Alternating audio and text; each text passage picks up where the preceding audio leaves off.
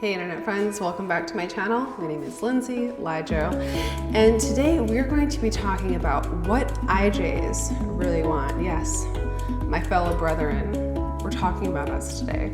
So if you would like to book a video session with me talking about this subject or anything else related to personality and the cognitive functions, my link for Snug is down below. You can book a video session with me there. So let's talk about what IxxJs really want. Here we go. So there's this interesting dynamic that happens between the first and the fourth function of any type. We put all this weight and responsibility into our first function. It's our default nature. We can't help but do that. And we very much can acknowledge and see that the fourth function exists. However, we don't have this level of proficiency in it because we're not doing it by default every single day. So it's my thoughts that this dialogue that happens between the first and the fourth function really contributes to what each type actually wants, but they might not really expose to you. They might not tell you because it has to deal with their fourth function, and that's weird, you know, that one down there. So if you're an IxxJ, that means that you are leading with either SI or NI first, and that means the most real thing to you is organizing either the concepts or the physical realities. And the farthest thing away from your reality is the chaos, the SE or the NE. And how much do you know that we always want what we can have? AKA, we always want the things that we don't put time into getting for ourselves in a default nature. So what do the IxxJs really actually want? And this one really took me some good marination time of really how to articulate this. But what I've kind of come down to is for IxxJs, what we want more than anything is really just internal peace.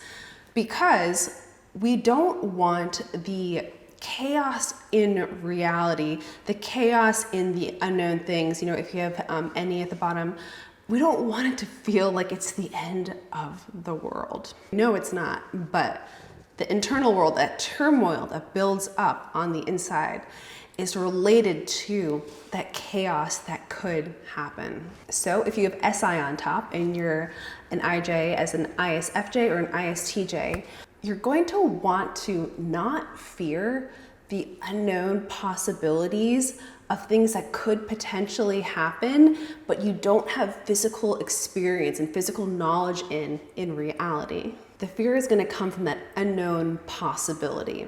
And if you have NI, you're going to want to not have this fear towards the spontaneous possibilities, the new sensory, the uncategorized sensory that may set off this domino effect. So we all tell ourselves lies based on our own cognitive programming. So what are the SI users going to be lying to themselves about? The SI users are going to say to themselves, well, if I completely order the physical reality, there will be less of a chance that the unknown possibilities will slip in there and I won't already have a known established way to deal with them. And if you're an NI user like myself, the way we like to lie to ourselves is, if I can predict the ways in which this will all shake down, then I can plan for the potential chaos that could arise and minimize the undesired effects. But how much do you know that you can't plan for every single thing, and that chaos is still going to happen, and it's always still going to happen? And just a little additional side note on NI. NI is always trying to be 5 steps ahead. You know, if one thing is happening here, we're thinking of how that thing relates to this thing, and to this thing, and to this thing, and to this thing, and that whole train, it's not just one singular thing.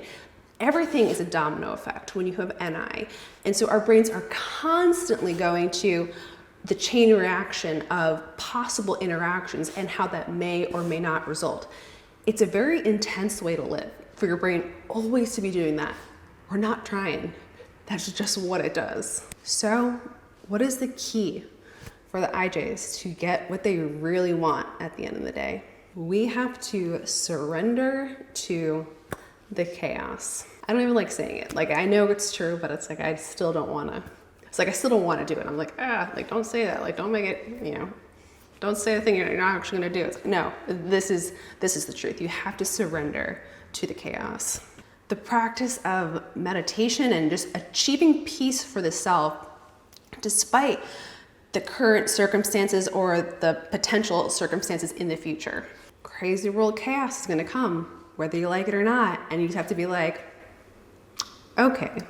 That comes from a deep practiced internal peace.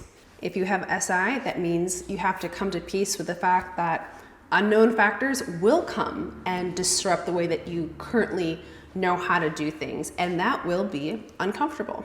And with NI, it means that you're going to have to become at peace with not planning for every single tidal wave that you can predict is going to come.